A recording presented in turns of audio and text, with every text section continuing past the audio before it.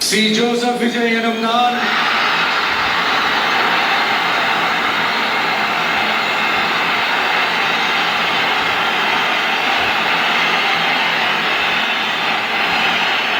சட்டப்படி அமைக்கப்பெற்ற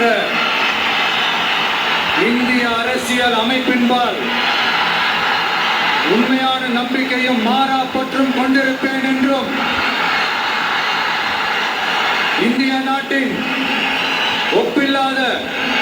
முழு முதல் ஆட்சியையும் ஒருமையையும் நிலை நிறுத்துவேன் என்றும்